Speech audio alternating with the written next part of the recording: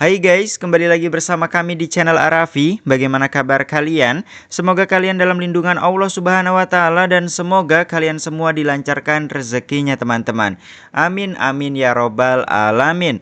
Masih membahas seputar kasus tudingan ijazah palsu yang dilayangkan oleh kubu para pembenci. Tak terlepas kali ini sosok Dr. Tifa teman-teman. Salah satu tersangka dalam tuduhan fitnah dan penyemaran nama baik terhadap Pak Jokowi.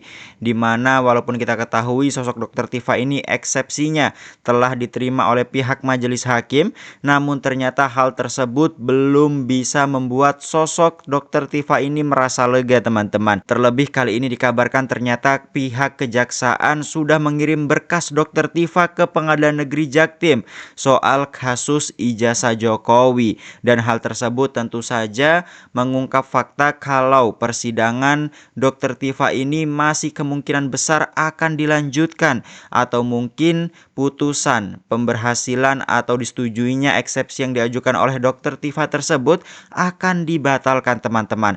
Tak terlepas dari sosok tim kuasa hukum Pak Jokowi, Bung Rifai, yang menjelaskan terkait beberapa pasal-pasal yang mengungkapkan dalam pasal tersebut kalau sebenarnya Dr. Tifa ini tidak bisa lolos atau berkemungkinan besar untuk disidangkan ke pokok perkara. Jadi persidangan atas tuduhan fitnah dan pencemaran nama baik serta tuduhan ijazah palsu yang selalu mereka layangkan terhadap Pak Jokowi masih berpeluang besar untuk disidangkan teman-teman. Yang tidak lain kita sebut sebagai bentuk sidang pokok perkara, di mana dalam persidangan tersebut Pak Jokowi akan hadir langsung dan menunjukkan seluruh keaslian ijazahnya. Dan ada juga pernyataan dari mantan kubu Roy Suryo dan Tifa ini, sosok Bang Egy Sujana, yang kembali mengomentari terkait dengan eksepsi Dr. Tifa yang diterima oleh majelis hakim teman-teman. Tanpa berlama-lama, mari kita simak beberapa tayangan berikut ini. Kita kembali melimpahkan perkara Dr. Tifa soal ijazah Jokowi, yang artinya akan diperiksa kembali ke PN Jakarta Timur. Dan ternyata kasus ini terus berlanjut sampai Dr. Tifa membuktikan kalau Pak Jokowi ijazahnya palsu. Kalau itu salah, siap-siap menerima kenyataannya. Gimana menurut pendapat kalian? Ya, rekan-rekan media ya, terkait berkas perkara atas nama Tifa Ujia Tiasuma, Pengadilan Negeri telah menerima kembali limpahan berkas perkara tersebut dari pihak Kejaksaan Negeri Jakarta Selatan melalui Kejaksaan Negeri Jakarta Timur. Juga oleh Panmut kami, Mas Budi Kusmawan, sudah diregister dengan register perkara yang baru. Jadi untuk yang berkas perkara saat ini nomor 354 garis miring PIT B garis miring 2026 garis miring PN Jakarta Timur. Kemudian ketua pengadilan juga sudah menunjuk majelis yang akan mengadili, sama susunannya dengan majelis yang lama ya, Ibu Kristina Endarwati sebagai hakim ketua majelis, Rudi Rapli Siregar dan Matilda Kristina Katarina sebagai hakim anggota. Kemudian oleh majelis hakim yang ditunjuk juga telah menetapkan sidang pertama, yaitu direncanakan hari Kamis tanggal 6 Agustus 2026. Demikian. Untuk pengamanan sidang sendiri masih sama seperti kemarin atau gimana? Ya, karena pada persidangan sebelumnya kan kita sudah punya pengalaman ya untuk menyelenggarakan persidangan tersebut akan tetap sama, SOP-nya akan tetap sama. Dan untuk peliputan media sendiri masih bisa dilakukan live streaming sepanjang belum dilakukan pemeriksaan terhadap saksi maupun terdakwa. Untuk partisipasinya Pak, apakah dibuat dengan juga? Masih kita buat untuk seperti yang kemarin, ada tenda, ada penambahan kursi maupun penambahan media TV bagi rekan-rekan media juga biar bisa meliput dari situ. Mas Roy bilang, jadi putusan dari Dr. Tifauzia Tiasuma ini akan kemudian nanti harus berlaku juga untuk kemudian kasus saya, ujar Mas Roy Suryo saat menghadiri sidang putusan sela Dr. Tifa di Pengadilan Negeri Jakarta Timur Kamis kemarin. Justru teman-teman buat saya inilah yang lucu. Harus berlaku juga buat saya, katanya ya. Hadapi sidang pokok perkara aja Anda nggak berani. Hadapi aja dulu sidang pokok perkara Anda, ya. Orang lain yang bertempur ya dengan segala risikonya, terus masuk Anda yang tinggal seenaknya menyalin keberhasilannya, ya, kalau memang berhasil. Pengecut itu namanya. Anda kan belum masuk ya ke inti peperangan. Anda memilih untuk bersantai di camp sambil sesekali ngintipin Ibu Tifa yang sudah maju ke depan, ya. Kalau gagal ya Bu Tifa yang babak belur. 75 Undang-Undang KUHP. Undang-Undang nomor 20 tahun 2025. Mungkin boleh disajikan sebentar. Kami coba Ya, artinya gini. silakan. Tapi mohon maaf ini sepertinya tidak jelas karena terlalu bertumpuk teksnya. Jadi intinya disampaikan, bisa dikecilin nggak? Tuh, surat dakwaan yang tidak memenuhi ayat 2 itu disebut batal demi hukum, gitu kan? Di pasal 4-nya kita harus baca. Dalam hal surat dakwaan batal demi hukum, maka disampaikan dapat dilakukan perbaikan 1 kali.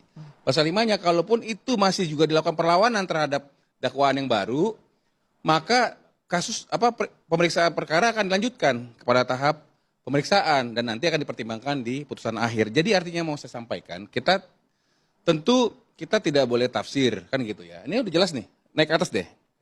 Di scroll, Ya. kita menuju ke Naik pasal atas. 5-nya boleh? Jadi kalau kita sajikan demikian, ke atas pasal 4 Bang, pasal 4, pasal 5, nah ini. Pasal 4, pasal 5. Dalam hal suratnya, saya baca nomor 3 dulu. Surat dakwaan yang tidak memenuhi ketentuan sebagaimana dimaksud pasal ayat 2, huruf B, batal demi hukum. Saya setuju, batal demi hukum. Karena sampaikan dalam putusan selah batal demi hukum.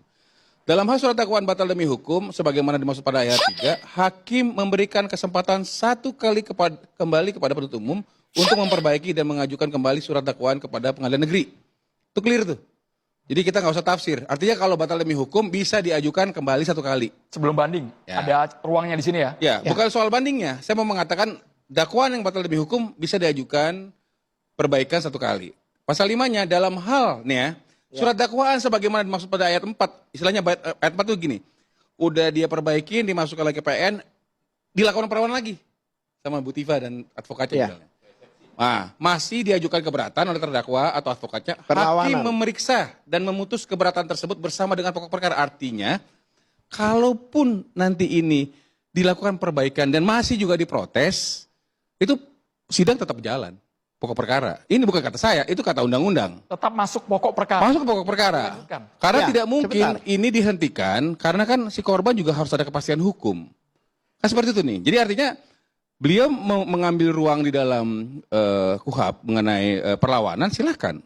Dan kemarin diterima atau batal demi hukum, silakan. Tetapi disampaikan, kalau batal demi hukum, maka jaksa penuntut umum dapat melakukan perbaikan. Jadi maksudnya status Dr. Tifa belum mantan terdakwa? Ya, kalau terdakwa karena sudah dibatal demi hukum, maka sudah. Tapi tersangkanya kan tidak. Seperti itu. Jadi artinya, mau dikatakan di sini adalah, kalaupun nanti dibuat lagi sama jaksa penuntut umum, disampaikan lagi kepada Bu Tifa dan advokatnya, penyidik juga, nanti kan seperti itu. Maka ketika dilakukan perlawanan sekalipun, nanti dilakukan perlawanan lagi, maka langsung pemeriksaan. Artinya apa? KUHP memberikan kepastian hukum kepada korban untuk diperiksa. Karena kenapa? Sudah lengkap. Apa sih buktinya Bu Tifa mengatakan ijazah Pak Jokowi palsu? Itu aja. Oke, sekarang saya jawab ya. Silakan. Sekarang saya jawab. Tadi masih belum ada penjelasan secara jelas.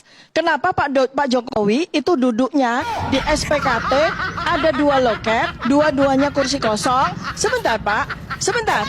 Mana yang palsunya? Terus kan belum tentu. Nah, Pak. ini Kan yang harus dibahas. Ini loh. Kan Ketika belum tentu, bagaimana Anda menjelaskannya? Kan gitu aja. Ini nih tadi. Bu Tifa silakan jelaskan. Jangan dibilang palsu itu bahasa Indonesianya bukan yang sebenarnya. Tidak sesuai dengan fakta yang palsu. Iya. Foto-fotonya ini menurut beliau bukan sebenarnya. Nah, itu yang perlu dijelaskan. Tolong dijelaskan. Sudah dijelaskan. Jadi bukan Mau sampai jam 12 malam. Foto yang mana? Kita mau jam 12 malam nih. Boleh, Jadi saya sesinya harus jelaskan. itu. Kami menemukan bukti-bukti, nanti kami akan sampaikan di persidangan. Karena kalau tidak bisa mengatakan itu palsu, Kalau buktikan ini itu palsu, lanjut, kalau dikatakan lanjut. fitnah, nah salahnya kan Iya.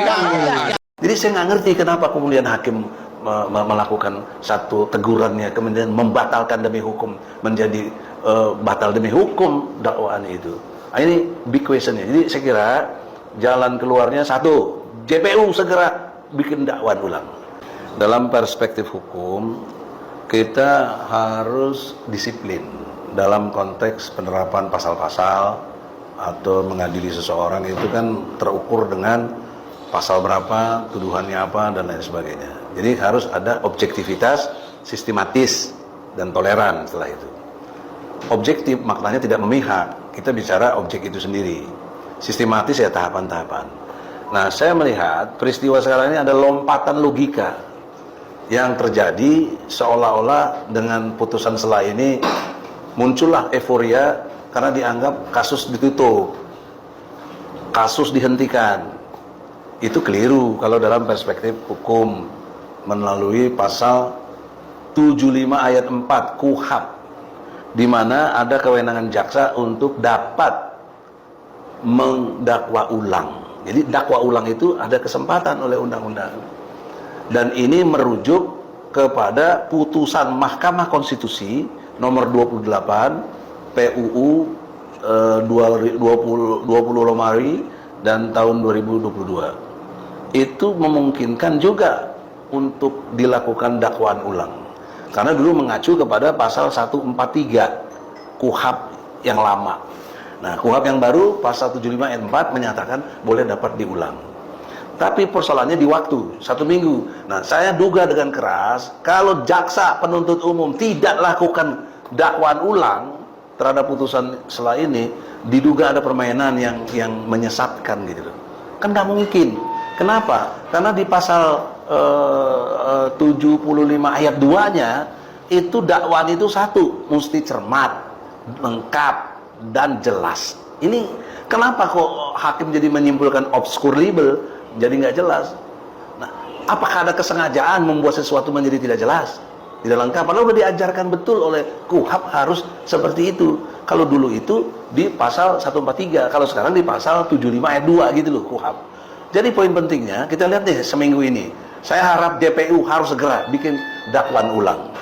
Nah, yang buat hakim tidak bermaksud saya mengajari, tapi kenapa tidak diingatkan jaksa harus dapat peluang hukumnya untuk melakukan dakwaan ulang. Nah, itu. Dan juga kepada teman-teman, sepertinya mereka tidak paham gitu loh, atau tidak mengerti saya. Kok euforia seolah-olah kasusnya menang dan langsung hal-hal yang bersyukur itu, syukur sih wajib, bagus kita mensyukuri sesuatu. Tapi ini belum akhir, belum. Masih ada peluang dari jaksa untuk dakwaan yang diulang gitu. Jadi saya kira polisi telah sempurna dalam perspektif undang-undang karena sudah melalui proses P19. Kalau sudah P19 kemudian dialirkan menjadi P21 itu relatif sempurna.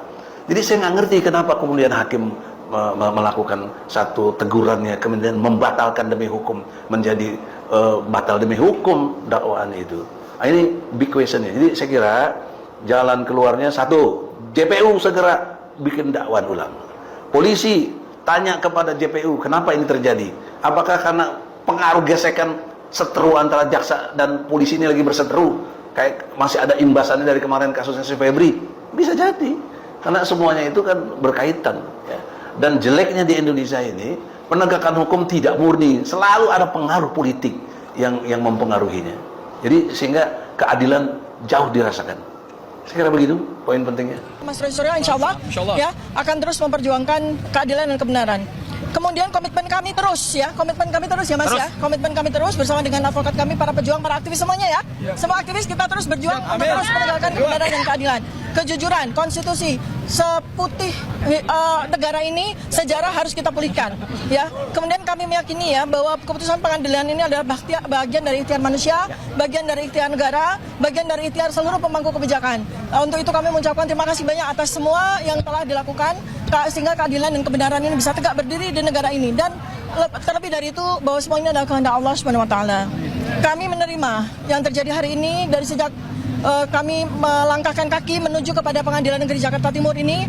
Apapun yang diputuskan oleh Pengadilan Negeri, oleh Majelis Hakim, kami terima dengan ikhlas sebagai bagian dari kami menjadi wasilah Allah Subhanahu wa taala untuk terus menegakkan keadilan kebenaran.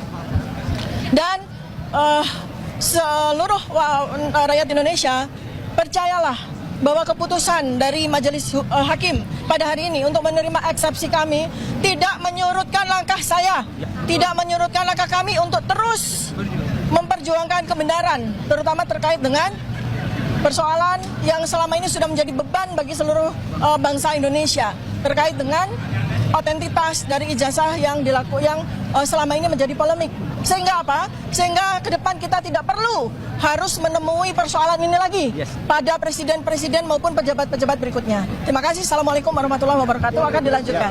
Baiklah, saya lanjutkan. Ya kan? Kami berterima kasih pada teman-teman wartawan yang selama ini mengikuti dan mengawal kami sampai putusan akhir ini. Ya, memang semua itu ada skenario Allah. Kami sudah siap dengan putusan-putusan. Baik itu diterima maupun ditolak, kami sudah siap. Tapi faktanya dengan perjuangan kami, dengan pembelaan kami, eksepsi kami atau perlawanan kami yang luar biasa, akhirnya majelis hakim sepakat dengan apa isi dari perlawanan kami. Dan kami berterima kasih atas nama tim advokat Dr. Tifa. Ya, memang kami tadinya mengejar-ngejar bukti, bukan bukti, daftar bukti dan daftar saksi dari pihak BAP. Nah, karena sudah diputuskan seperti ini, maka kami tidak akan menuntut lagi dan kami berterima kasih. Semua itu adalah skenario Allah Subhanahu wa taala. Yang lain? Saya akan lanjut sedikit ya. Jadi sebetulnya secara mental ya, insya Allah ya, lebih dari 400 hari ya, kami sudah mempersiapkan diri. Terutama ketika Polda Metro Jaya menyatakan bahwa ada 709 dokumen. Ya, kami sudah riset 709 dokumen ini. Ya, dan dengan senang hati, apabila memang sidang ini akan berlanjut, artinya eksepsi kami ditolak, kami akan siap. Ya, kami akan siap untuk menyampaikan hasil investigasi kami selama setahun ini terkait dengan 709 dokumen. Ya, dan kemudian juga kami juga mendapatkan sebuah kekuatan juga ya, penguatan ya, bahwa ada sebuah bukti yang tidak bisa ditolak ya. Ada sebuah bukti yang tidak bisa ditolak bahwa sarjana kehutanan Universitas Gadjah Mada lulus tahun 1985 itu harus memiliki dokumen seperti ini ya, yaitu transkrip nilai lengkap ya, SKS berjumlah 161 ya. Kemudian transkrip nilai tersebut ditandatangani secara lengkap oleh dekan, oleh pembantu dekan 1. Ini adalah bukti yang tidak bisa dibantah dan apabila ya, dan ini adalah bocoran dari sebagian 709 dokumen. Ya, 709 dokumen ada transkrip nilai ya yang tidak sesuai dengan transkrip nilai asli ini. Dan ini sulit sekali akan dipertahankan ya. Jadi inilah yang salah satunya sudah kami persiapkan. Dan satu lagi, kami juga sudah mendapatkan bukti yang jelas tidak bisa dibantah ya, bahwa sarjana kehutanan Universitas Gadjah Mada yang lulus tahun 1985 ya, tidak usah harus melihat apapun artefak yang ada pada ijazah, cukup melihat satu saja artefak yang tidak bisa dibantah, yaitu bahwa ijazah sarjana kehutanan UGM tahun 1985 itu 1985 itu materialnya warnanya merah ya, materialnya warna merah dengan nilai Rp500 dan bukan hijau nilainya ya, 100. nilainya 100. Ijazah yang menggunakan materi hijau dengan nilai Rp100 itu adalah ijazah sarjana muda ya. Baik, dilanjutkan oleh Pak. Oke, saudara-saudara sekalian, apa makna dari putusan pengadilan tadi? Yang pertama ini adalah kemenangan due process of law. Hakim dengan cermat menjalankan due process of law dengan sebaik-baiknya. Artinya apa? Hukum acara pidana betul-betul diterapkan dengan rigid. Ya, kita hormat kepada keberanian hakim melaksanakan hukum acara pidana dengan sebaik-baiknya. Tuan Jenderal ini kan hampir di setiap hari saya perhatikan di YouTube tampil dan selalu memberikan pemaparan perspektif hukum menanggapi kisruh pra-peradilannya Roy Suryo dan juga eksepsinya Dr. Tifa. Oke.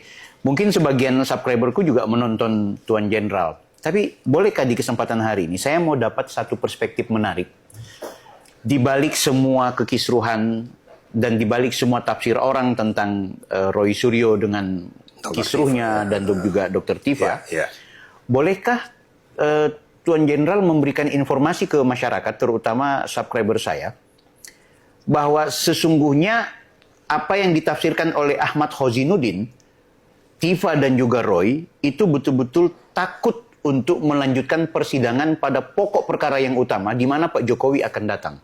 Kan beredar tuh Ahmad Khozinuddin mengeluarkan pernyataan itu. Itu hal yang pertama. Nah, hal yang kedua, saya mau informasikan ke Tuan Jenderal, saya belum lama ini melaporkan Roy Suryo itu ke Polres Jakarta Selatan. Itu berkaitan dengan tindak pidana yang bersangkutan terhadap saya secara personal. Tapi yang menghebohkan adalah saya menemukan ada pelanggaran akademik yang beliau lakukan. Namun oleh pihak kampus tidak diindahkan peraturan itu, malah justru tetap yang bersangkutan dapat gelar doktor. Kemudian ada temuan kami yang kedua, teman-teman dosen menemukan patut diduga ada plagiasi terhadap disertasinya. Yang dua hal ini membuat yang bersangkutan itu bisa ditarik sebagai seorang yang tadinya mendapat gelar doktor, itu bisa dicabut. Nah, semua dinamika ini bertepatan kisruhnya Roy Suryo dan juga Tifa, termasuk Roy Suryo secara personal yang berkaitan dengan status akademiknya. Apa yang Tuan Jenderal baca? Baik, demikian ya. Terima kasih Pak Billy. Siap. Udah lama kita nggak ketemu nih kan. Ini enaknya, mau kepingin serius nggak jadi. Karena bagi saya tuh jangan terlalu serius. Iya. Santai tapi serius gitu kan. Siap. Baik, terima kasih. Assalamualaikum warahmatullahi wabarakatuh. Waalaikumsalam warahmatullahi wabarakatuh. Selamat sore dan salam sejahtera untuk kita semua. Siap. Memang kita kalau ngelihat nih Pak Bill nih perguliran dari mulai dulu sampai sekarang ini berkutat di situ-situ terus. Betul. Kalau saya lihat ini seolah-olah sepertinya dibuat stagnan gitu loh. Padahal pokok permasalahan itu tidak sesulit apa yang dibayangkan orang. Benar. Tapi dibuat jadi sulit. Benar. Nah, kenapa? Kalau saya lihat ini ada benang merah titik tertentu karena ada muatan-muatan. Kan dulu pernah saya katakan Pak Bill nih, ada muatan-muatan tertentu yang membuat ini menjadi stagnan dan seolah-olah berliku-liku. Nah, kita kupasnya dari satu ya. Contoh seperti Pak Roy Suryo. Ya. Padahal pada saat penyidik menyatakan bahwa ini sudah berkas lengkap seluruhnya, berarti kan seluruh arena proses pemeriksaan lidik sini sudah berjalan. Sampai dengan berkas barang bukti sudah lengkap dan bahkan sudah berkoordinasi dengan JPU sampai penyerahan tahap 2. Kemudian JPU mempersiapkan dakwaan dan pra penuntutannya. Nah, di ujung ini yang sudah dilimpahkan oleh JPU ternyata dikeluarkan, dilepaskan. Nah, saya nggak perlu berandai-andai, itu kan ada pada JPU, walaupun saya tahu ada muatan tertentu kan gitu ya. Nah, di dalam perjalanan ini terpisah antara Dr. Tifa dengan Roy Suryo. Roy Suryo dengan gagah beraninya mengajukan pra-peradilan. Nah, di dalam fenomena ini saya sudah pernah kupas bahwa dalam pra-peradilan ini sebenarnya kalau kita mau runut bahwa pada saat mengambil Roy Suryo dengan Tifa itu kan sudah ada surat izin membawa. Kemudian pada saat melakukan penggeledahan kan sudah ada izin penggeledahan dari pengadilan yang mengeluarkan. Pengadilan Tangerang atau apa itu ya? Tangerang kayaknya itu. Ya, mengeluarkan itu berarti sah dong. Sah melakukan penggeledahan sesuai dengan apa yang sudah dikeluarkan oleh pengadilan. Tentunya kan kegunaannya adalah untuk mencari irisan yang berkaitan dengan peristiwa itu. Maka saya katakan, ini namanya jeruk makan jeruk. Kenapa saya bilang jeruk makan jeruk? Pengadilan mengeluarkan izin penggeledahan, pengadilan pula mengamputasi di hakim tunggal tersebut. Nah, penahanan di mana? Dia nggak ditahan kok. Tapi dinyatakan tidak sah. Padahal dia ada habis dari ini yang Polda. peradilan pertama itu. Iya, pertama ini. Betul. Terus dipindahkan ke rumah sakit. VIP lagi. Terus dikatakan penahanan tidak sah. Tapi itulah, forget it lah ya. Itu walaupun tidak berarti apa-apa ya. Nggak ada berarti apa-apa. Dengan dikabulkannya ini tidak mengurangi atau tidak memutus materi pokok perkara ketersangkaannya. Diajukan pra peradilan kedua kan. Sebelum ini bersidang saya sudah ngomong. Kalau sempat hakim tunggal mengabulkan pra peradilan tentang penetapan tersangka atau penyelundupan pasal 32, 35, berarti hakim tunggal perlu dipertanyakan. Karena apa?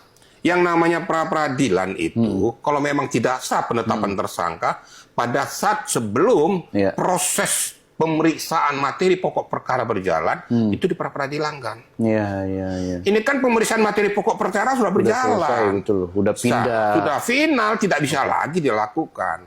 Ya, alhamdulillah, Hakim Tunggal mengatakan menolak seluruhnya penetapan tersangka. Berarti sah statusnya sebagai tersangka.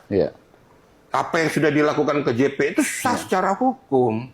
Ini kan mengajukan lagi ke ketiga, yang lagi ditunda nih kan. Dan itu bagaimana? Jadi ditunda? Apakah apa maksudnya ini ditunda ini? Atau ujung-ujungnya? Kalau menurut hemat saya, kalau hakimnya cerdas, pasti Hakim Tunggal mengatakan bahwa sidang dibuka ditutup karena tidak sesuai dengan substansi. Oh bisa, lagi. mekanisme Bisa dong. persidangan seperti itu. Nah, kalau dilakukan lagi pra-peradilan ini kan sudah terkesan menurut Hakim Tunggal yang kemarin ini sudah terkesan mengulur-ngulur waktu. Artinya gini, Hakim Tunggal ketika dia membacakan bahwa di pra-peradilan kedua sehingga dia menolak bahwa ada potensi mengulur-ngulurkan waktu, kenapa hakim tidak langsung saja atau mungkin si pihak peradilan itu langsung memutuskan semua yang berkaitan dengan Roy Suryo tidak lagi bisa diterima? Seharusnya begitu. Tapi bisa begitu? Bisa dong. Oke. Pada saat didaftarkan ke paniteraan untuk persiapan sidang, kan didaftarkan di administrasi paniteraan kan di situ. Harusnya melihat pokok permasalahan ini sudah tidak sesuai dengan substansi peradilan. Harusnya segera tidak sesuai dengan objeknya. Sehingga langsung masuk ke pokok perkara. Ikuti aja materi pokok perkara. Yang kamu persoalkan materi pokok perkaranya kan. Ya udah ikuti aja. Dan feeling saya mengatakan ini kan ditunda nih. Nah, feeling saya mengatakan nggak berapa lama JPU harus segera mengambil langkah-langkah yang cerdas, segera daftarkan ke persidangan untuk masuk kepada materi pokok perkara. Karena kan ketersangkaannya kan sudah ditolak.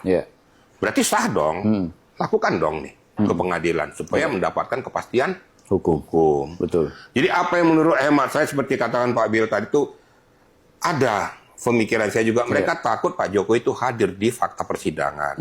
Ada yang mengatakan seperti ini, loh, kalau gitu tunjukin dulu dong ijazahnya. Kan begitu. Saya bilang, ini saya bilang bodoh, salah saya kan. Refli Harun menyebutkan bahwa ini salah kamar pembahasan soal yang ijazah. salah kamar dia, kamar mana dia saya juga nggak tahu kan gitu kan. Ya orang hukum harus tahu hukum lah gitu. Karena pada saat Pak Jokowi melalui kuasa hukumnya melakukan pelaporan delik aduan loh ini kepada pihak Polda bahwa nama saya dicemarkan, nama saya difitnah karena mengatakan ijazah saya palsu. Berarti subjek pokok permasalahan adalah pencemaran nama baik baik di KUHP maupun di Undang-Undang ITE karena diupload. Pasal 32 kan menyatakan bahwa itu diedit, dikurangi, ditambah itu kan kena di situ dia. Termasuk pasal 35 yang mana sanksi hukumnya di atas 5 tahun. Kalau saya penyidik dulu saya nggak mau berandai-andai. Nah, kalau di atas 5 tahun saya lakukan penahanan. Nggak usah selalu berpikir bahwa ini hak subjektif, nggak ada. Apalagi selalu berkoar-koar terus ke publik. Ini kan membuat gaduh masalah. Dalam situasi sekarang mereka jadi terdakwa saja, tetap. Masih juga tetap kan gitu.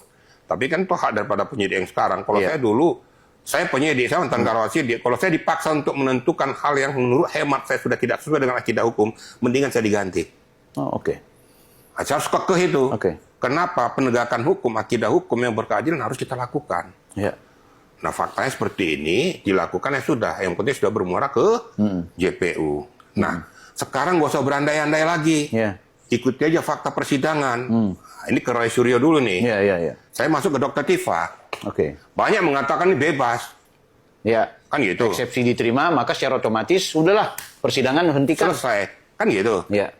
Apakah memahami nggak keputusan setelah daripada majelis hakim, memberikan waktu kepada JPU untuk memperbaiki dakwaannya. Ketua hakim menyatakan bahwa kepada JPU silakan ada dua pilihan, banding atau memperbaiki. Berarti kan melakukan pendaftaran baru lagi. Karena menurut hakim ini bahwa dakwaan yang dilakukan oleh JPU ini ambigu. Ambigu itu ada ambivalen. Nah itu ya guys ya, bagaimana pendapat kalian setelah melihat beberapa tayangan-tayangan tersebut teman-teman? Tulis pendapat kalian di kolom komentar dan nantikan updatean video kami selanjutnya. Wassalamualaikum warahmatullahi wabarakatuh.